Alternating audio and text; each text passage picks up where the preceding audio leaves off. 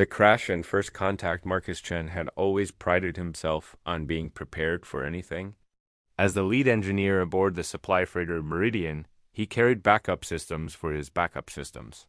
But nothing had prepared him for the engine failure that sent him plummeting toward the surface of Kepler 442b.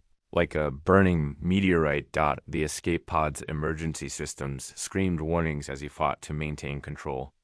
Through the thick atmosphere, he caught glimpses of a barren landscape scarred with the remnants of some long-abandoned civilization. Massive stone structures jutted from red earth like the bones of sleeping giants. His pod slammed into the ground. With enough force to rattle his teeth, and then everything went silent except for the hiss of venting atmosphere. Marcus lay still for several minutes, taking inventory of his body. Nothing broken, though his shoulder throbbed where the safety harness had dug in. The pod systems flickered weakly, emergency power barely keeping life support online. He checked his supplies, 3 days of water, maybe 4 if he was careful. Food for a week. A basic survival kit that felt woefully inadequate for an entire planet. The air outside tested breathable, if thin. Marcus sealed his engineering suit and stepped into the alien landscape. The twin suns hung low on the horizon, casting everything in an amber glow that made the ruins look like they were built from fire. Somewhere in the distance, wind whistled through stone corridors that had been empty for centuries. He was completely alone. Or so he thought. The first sign came that evening as he huddled in the pod, rationing his water and trying to get the communications array working. A shadow passed over the small window, too large to be a bird, too deliberate to be debris. Marcus froze, his engineer's mind cataloging the possibilities. Local wildlife? Unlikely on a planet this barren. Another survivor. The Meridian had been the only ship in this sector. The shadow didn't return, but the feeling of being watched settled over him like a cold blanket. Every sound seemed amplified in the thin air. The whisper of wind became breathing. The settling of his damaged pod became footsteps. Marcus gripped his plasma torch tighter and tried to convince himself it was just his imagination. On the second day, while searching the ruins for anything useful, he found the tracks. They were humanoid, but wrong too long with what looked like claw marks at the tips. The stride was impossibly long, as if whatever made them had been running or jumping between steps. Marcus followed them for 100 meters before his survival instincts kicked in, and he turned back toward his pod. At night, he heard the voice that came from the darkness beyond his pod's failing lights, speaking in a language that should have been incomprehensible but somehow felt familiar. The universal translator in his suit caught fragments. Soft. Fragile. Why do you linger? Marcus activated his external speakers. Hello? Is someone there? Silence stretched for long minutes. Then, you speak our tongue? Small one? The voice was female, he thought, but with an odd harmonic quality that suggested a non-human vocal structure. It carried authority and something else, loneliness, perhaps. My suit has a translator, Marcus said, trying to sound calmer than he felt. I'm Marcus Chen, engineer aboard the freighter Meridian. Are you ... are you human? A sound that might have been laughter echoed from the darkness. Human? No, little engineer. I am something far more dangerous. Then why haven't you killed me yet? Another pause. Because watching you struggle is more entertaining than a quick death. Marcus felt his heart rate spike, but he kept his voice steady. Well, I'm glad I can provide some amusement. Since we're talking, do you have a name? Names are for equals. You are prey. I prefer to think of myself as a survivor. Soft things do not survive here long. There it was again, that word, soft. Marcus looked down at his hands, protected by his suit's gloves. By the standards of whatever was out there, he probably was soft. But humans had survived ice ages, plagues, wars, and the vast emptiness of space, not because they were hard, but because they were adaptable. Maybe, Marcus said, but we're stubborn. This time the laughter was clear, less hostile. Stubborn, yes, I can see that. You fix your broken tools instead of discarding them. You waste precious water cleaning wounds instead of accepting infection. You speak to voices in the dark instead of cowering in silence. Is that why you've been watching me? To see if I'll cower? I watched because you are unexpected. Marcus took a deep breath. Why don't you come into the light? Let me see who I'm talking to. Light reveals truth. Truth often disappoints. Try me. For a moment, Marcus thought he was certain it was she now had vanished back into the darkness. Then he heard the soft sound of feet on stone, and she stepped into the ring of light cast by his pod's emergency beacons. Marcus had seen dozens of alien species during his years in space, but nothing had prepared him for her. She stood nearly 7 feet tall, with a humanoid frame that suggested both strength and grace. Her skin was a deep blue-black that seemed to absorb light rather than reflect it. But it was the wings that took his breath away. They stretched from her shoulders to below her knees when folded, covered in what looked like scales that shifted color in the light. When she moved, they rustled like leather, and Marcus caught glimpses of a span that must have been 20 feet when fully extended. Her face was angular, with high cheekbones and large eyes that seemed to hold flecks of starlight. When she smiled, he saw sharp canine teeth. Disappointed? She asked. Marcus realized he'd been staring. No. Beautiful, actually. Her expression shifted, surprise replacing the predatory confidence. Soft things say soft words. Sometimes soft. Words are true words. She circled him slowly, her movements fluid and controlled. You are not what I expected, Marcus Chen of the Meridian. What did you expect? Fear. Aggression. The usual responses when your kind encounters mine. Have you met many humans? Her wings rustled as she settled into a crouch nearby, close enough that he could see the intricate patterns of her scales. Once. Long ago. They were different. Different how? Harder. More like my own people. She tilted her head, studying him with those star-flecked eyes. You have not asked what I am. I figured you'd tell me when you were ready. Soft and patient. A dangerous combination. Marcus couldn't help but smile. You keep using that word like it's an insult. Is it not? Soft things break. Soft things die. Soft things also bend instead of breaking. They adapt. They survive. She was quiet for a long moment, and Marcus got the impression he'd said something that surprised her. I am Vyra of the Kethmore clan, or I was before my exile. Exile? I was too soft. The word came out bitter. Too weak to do what was required? Of a warrior. Marcus felt a chill that had nothing to do with the cooling air. What were you required to do? Vyra's wings folded tighter around her. To kill without question. To follow orders without hesitation. To be hard as the stone beneath our feet. And you couldn't? I did for many years. Until the day I was ordered to destroy a civilian transport. 300 souls, including younglings. I hesitated.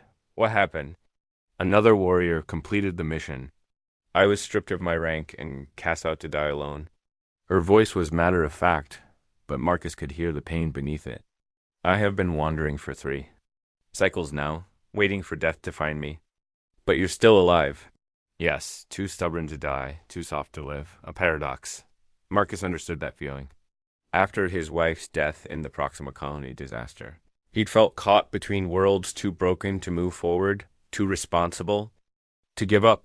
He'd found purpose in keeping things running, fixing what was broken, maintaining the systems that kept other people alive. What if being soft isn't a weakness? He asked. What if it's a different kind of strength? Myra's eyes narrowed.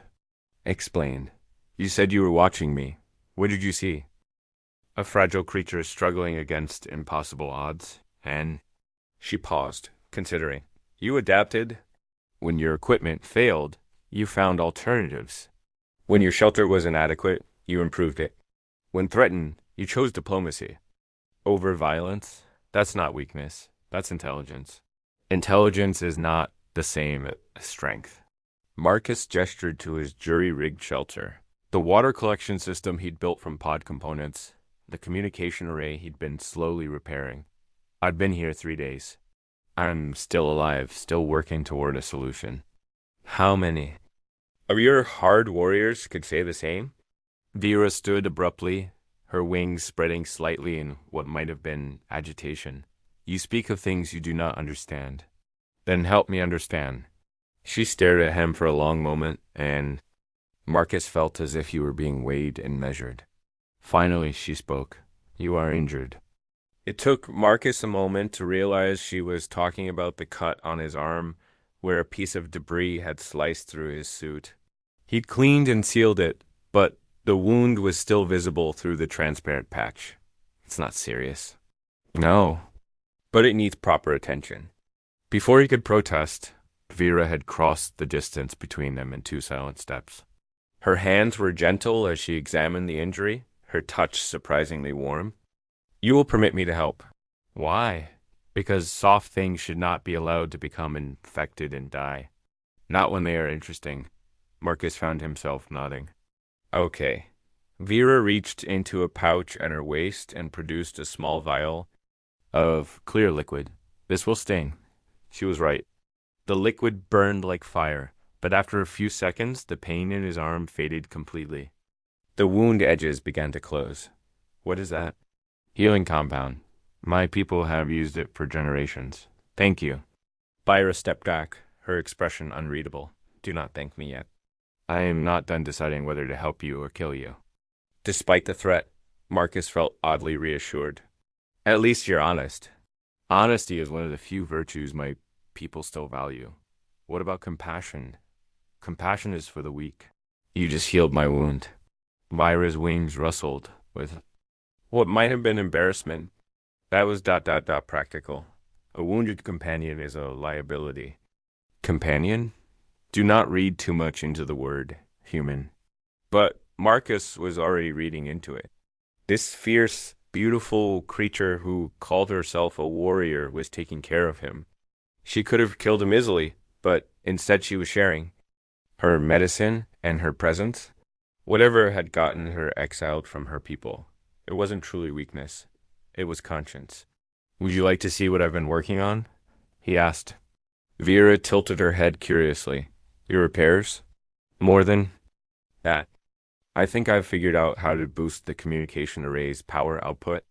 If I'm right, I can send a distress signal all the way to the nearest shipping lane, and then someone comes to get me, and leaves me here to die alone.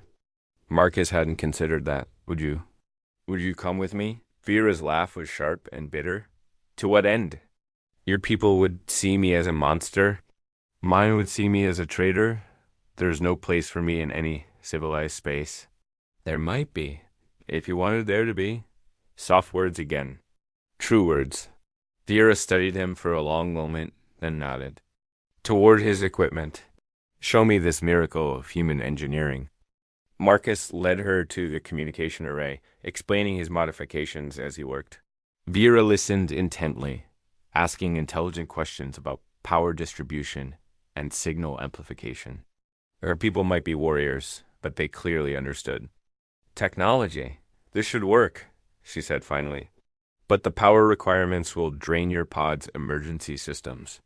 I know, it's a one-shot deal. And if no one hears? Marcus met her gaze. Then I guess we figure out how to survive here together. You said it yourself, I'm interesting. Besides, you're the only conversation I've had in 3 days. Vera's expression softened almost imperceptibly. You would trust me to watch? You're back? You've had plenty of chances to stab it already. Perhaps I am simply waiting for the right moment.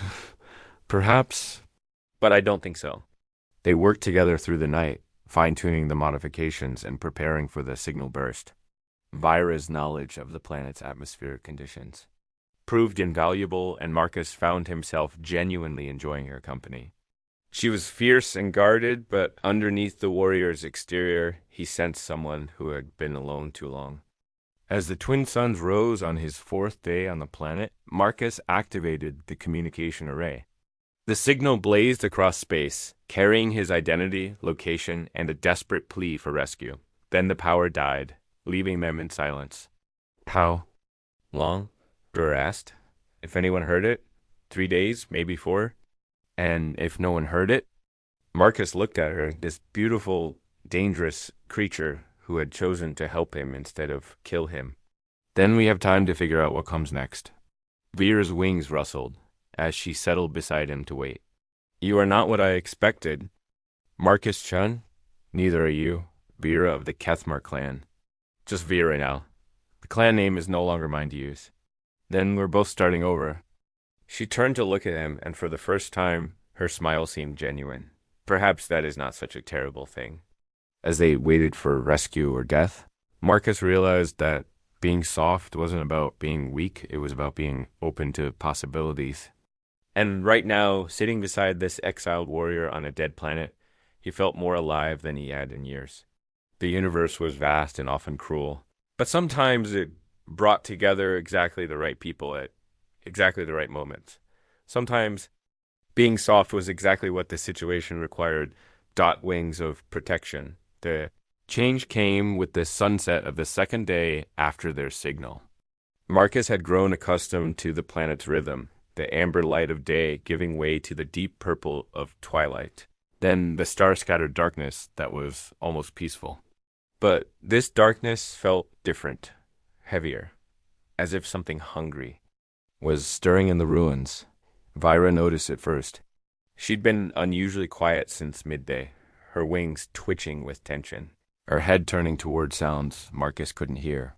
Now she stood at the edge of their makeshift camp, every line of her body screaming alertness. What is it? Marcus asked, looking up from the power cell he'd been trying to repair. Night hunters, she said without taking her eyes off the darkness. They emerged during the cold cycle.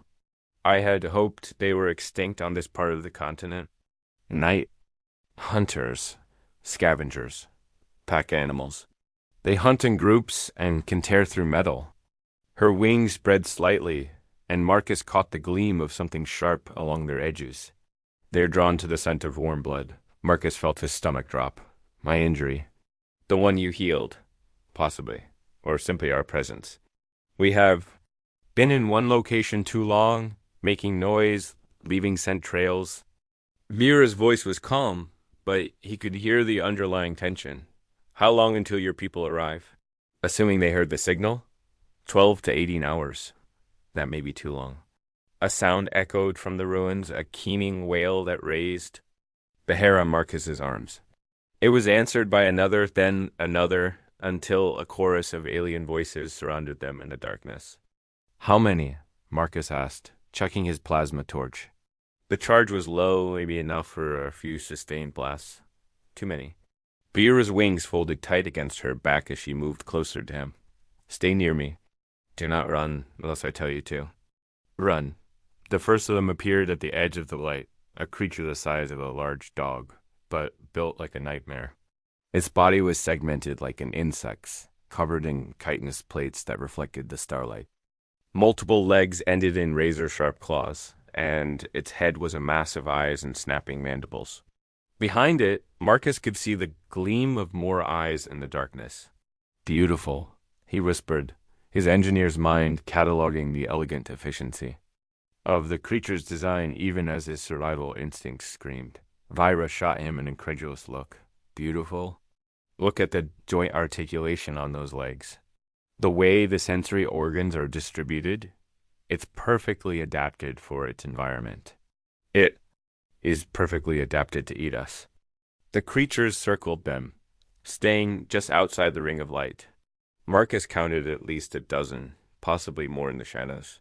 Their keening grew louder, and he realized they were communicating, coordinating their attack. When they come, Vira said quietly, stay behind me. Trust my wings. Your wings? Instead of answering, she stepped forward into a combat stance Marcus had never seen before. Her wings spread wide, and he saw that what he'd taken for decorative ridges along their edges were actually razor-sharp spines. The wing membranes themselves seemed to shimmer with an oily sheen. Poison? He asked. Paralytic toxin. But it only works on contact, and I have to get close. The first hunter charged with a chittering shriek. Vira moved like liquid lightning, one wing sweeping down to intercept the creature. The spine caught it in the thorax, and the hunter collapsed mid-leap. twitching as the toxin took effect.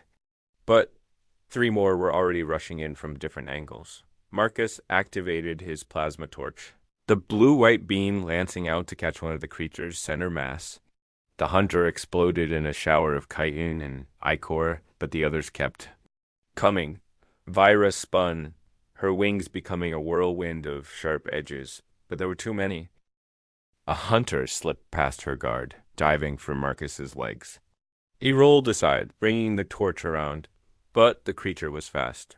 Claws raked across his thigh, and he felt the burn of torn flesh through his suit. Then Vera was there, both wings wrapping around him like a shield. The hunters threw themselves against the membrane walls, mandibles snapping inches from Marcus's face, but they couldn't penetrate. The spines along the wing edges caught any creature that tried to climb over, and the toxin did its work. How long can you hold this? Marcus gasped, pressed against Vera's back within the shelter of her wings. Long enough. But he could hear the strain in her voice, feel the tremor in her muscles as she fought to maintain a defensive position. More hunters poured out of the ruins. The keening grew deafening. Marcus felt Vira's wings shudder under the impact of claws and teeth, and he realized she was bleeding. The membrane was tough, but not invulnerable. Vira, quiet. Her voice was tight with pain and concentration. Let me think. Marcus closed his eyes and tried to think like an engineer. They had limited power, limited weapons, and were facing an unknown number of predators. But they also had advantages. The hunters were pack animals, which meant they'd probably had pack behavior, patterns, instincts that could be exploited. The light, he said suddenly. They stayed outside the light at first. They were testing our defenses. No, I think they're actually sensitive to it. Look at their eyes, all those individual lenses. They're built for low-light hunting, not bright illumination. Vera's wings shifted slightly, and Marcus caught a glimpse of the circling hunters. The plasma torch? Not bright enough, and the charge won't last. But the emergency flares in my survival kit, ... How many? 6. High-intensity magnesium. They'll light up this whole area for about 10 minutes each. Do it. Marcus fumbled for his pack while Vera maintained their shield. Her breathing was getting labored, and he could feel wetness that was probably blood dripping onto his shoulders. He found the first flare, armed it, and tossed it as far as he could through a gap in her wings. The night exploded into brilliant white light. The hunter's keening changed pitch, became a sound of pain and confusion. Several of them scattered back toward the ruins, but others pressed their attack with desperate fury. Again, Vira said through gritted teeth. Marcus threw 2 more flares. In different directions, creating overlapping pools of harsh illumination. The effect was immediate and dramatic. The hunters couldn't cope with the brightness, their complex eyes overloaded by the sudden photon bombardment. Most fled, chittering in distress. A few stubborn individuals kept attacking, but they were clumsy now, disoriented. Vira's wings folded slightly, giving her room to strike. Her movements were precise and economical, taking down the remaining hunters with surgical efficiency. When the last creature fell twitching to the ground, she finally allowed her wings to droop. Clever, she said, sinking to her knees. Very clever. Marcus caught her as she swayed, his hands coming away bloody. The wing membranes were punctured in several places, and there were deep claw marks along her arms and shoulders. Why? He asked as he opened his medical kit. Why protect me like that? Vera looked at him with those star-flecked eyes, and for a moment her guard was completely down. Because you called me beautiful. What? Earlier, when you first saw me? No one has ever... She winced as he began cleaning her wounds. My people value strength, ferocity, the ability to kill without hesitation. Beauty is irrelevant. Marcus applied antiseptic gel to a particularly deep cut on her shoulder. Your people are idiots. Vira's laugh was weak but genuine. Perhaps. But they are still my people. Are they? Really? She was quiet while he worked. And Marcus could feel her thinking. The flares were burning down, and the normal darkness was returning. But the night hunters were gone, at least for now. Tell me about your people, she said finally. Your family? Marcus's hand stilled for a moment. I had a wife, Elena. She was a terraforming specialist, brilliant at her job. We were stationed on Proxima Colony, working to expand the habitable zone. What happened? System failure. The atmospheric processors went critical, and the backup safeties didn't engage. 3,000 people died in the toxic cloud, including Elena. Marcus resumed working on her wounds, his movements mechanical. I was off-planet on a supply run. I came back to find my whole world gone. You blame yourself. I designed some of those backup systems. If I'd been there, maybe I could have fixed them. Maybe she'd still be alive. Vera turned to face him, ignoring the fact that he wasn't finished. With her injuries, and maybe you would have died with her. Would that have been better? Sometimes I think so. That is grief talking, not wisdom. Marcus looked up at her, this fierce warrior who had wrapped her wings around him and taken wounds to keep him safe. How would you know? Because I have felt the same grief.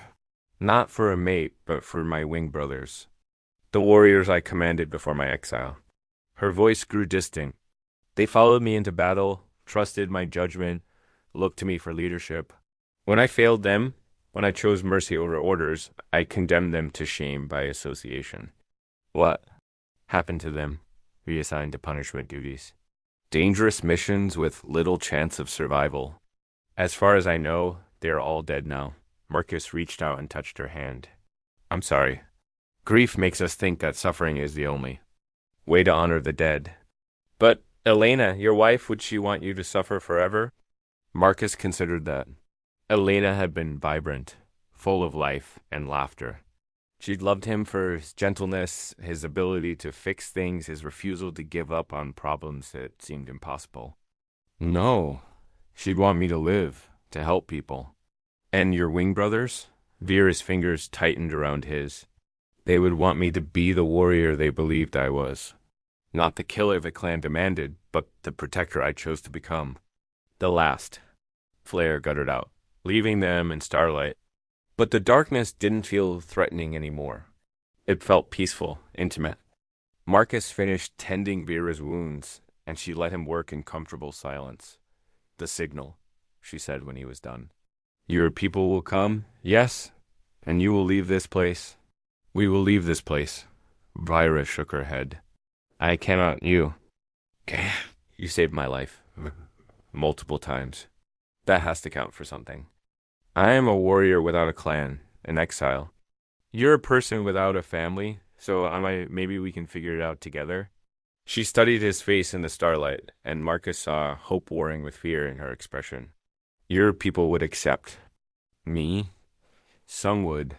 Others might not, but that's true anywhere. The question is, do you want to try? Before she could answer, a new sound echoed across the landscape, the distant rumble of atmospheric engines. They both looked up to see lights, moving across the star field.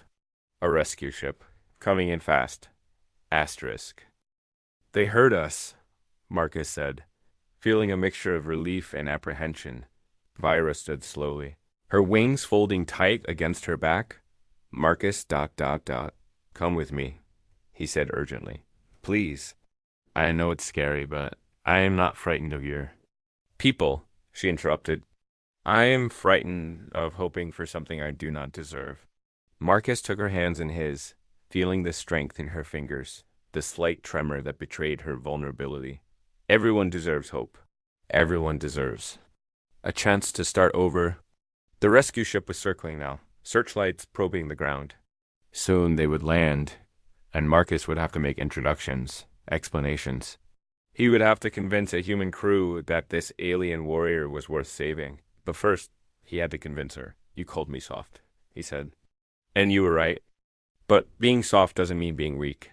It means being flexible, adaptable, willing to change. Your people exiled you because you wouldn't kill innocent civilians. My people will respect you for that same choice.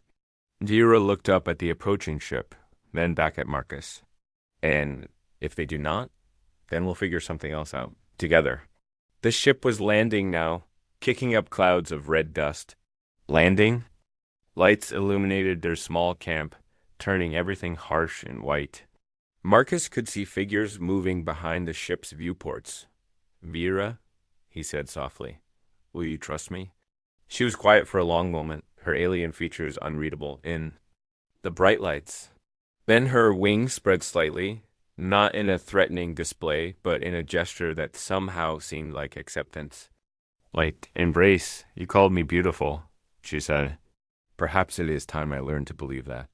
The rescue ship's airlock cycled open, and 3 figures in environmental suits stepped out. Marcus recognized the standard blue and white of Colonial. Search and rescue. The lead figure activated external speakers. Marcus Chen, we received your distress signal. Are you injured? Marcus stepped forward, keeping Vira beside him. I'm fine. Both of us are fine. There was a pause as the rescue team registered Vira's presence. Marcus could see weapons being checked, combat stances being assumed, but he also saw curiosity, professional assessment rather than immediate hostility. Sir, is this being your captor? No, Marcus said firmly. This is Vira. She saved my life. The team leader approached cautiously, and Marcus could see her evaluating Vira through the helmet's visor. Ma'am, I'm Captain Sarah Mitchell, Colonial Search and Rescue. Are you in need of assistance? Vira looked at Marcus, then at the human. Officer. When she spoke, her voice was steady, dignified. I am ... between homes, Captain. Marcus has offered me passage to human space. I see. Captain Mitchell's tone was carefully neutral. We'll need to run this through diplomatic channels, of course, but our immediate priority is getting everyone to safety. Of course, Vera agreed as they prepared to board the rescue ship. Marcus felt Vira's wing brush against his shoulder. Gesture of gratitude, of trust, of something that might one day become more. She had called him soft, and he had shown her that softness could be strength. Now it was time to see if the universe had room for both of them. Together, the stars watched as 2 unlikely souls lifted off from the dead planet, bound for an uncertain future. But for the first time in years, Marcus felt truly hopeful. And beside him, a warrior who had learned to choose protection over destruction spread her wings and prepared to fly toward a new life. Sometimes being soft was exactly what the universe needed,